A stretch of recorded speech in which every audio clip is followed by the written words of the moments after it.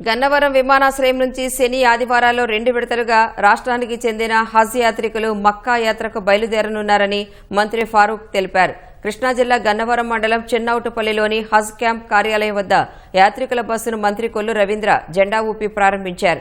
ఈ ఏడాది రాష్ట్రం నుంచి 2,000 మంది హజ్ యాత్రకు వెళ్లనున్నట్లు మంత్రులు తెలిపారు.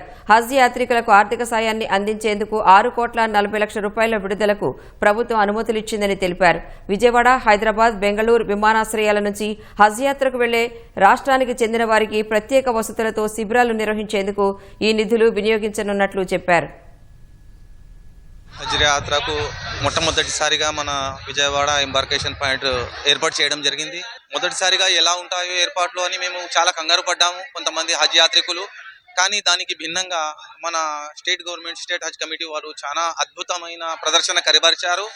వాళ్ళ ఏర్పాట్లు చాలా అద్భుతంగా ఉన్నాయి. మేము ఊహించే దానికంటే 10 రెట్లు ఎక్కువగానే వాళ్ళు బాగానే శ్రమించి మాకు ఎటువంటి ఇబ్బంది కలగకుండా, ఎటువంటి అపసౌకర్యం కలగకుండా ఇంతవరకు ఎయిర్పోర్ట్కు వచ్చే వరకు కూడా ప్రతి చోట వాళ్ళు దగ్గరుండి చిన్న చిన్న పని కూడా మాతో చేయించకుండా వాళ్ళు సొంతంగా కష్టపడి రాత్రింబవళ్ళు చాలా అద్భుతంగా సేవ చేశారు. హజ్ యాత్ర చేసుకోవడం మాకు చాలా సంతోషం.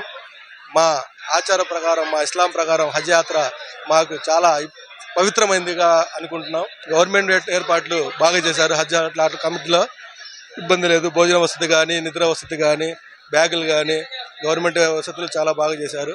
Hats off Chandrababu Naidu. ఇక్కడ మాకు సౌకర్యం బాగా జరిగింది. రెండవది, మేము హజ్జుకు పోయేటప్పుడు మేము అందరితో కలిసినాము, మినిస్టర్లతో కలిసినాము, ఎమ్మెల్యేలతో కలిసినాము. ఇక్కడ సౌకర్యములు చాలా బాగా చేసినారు.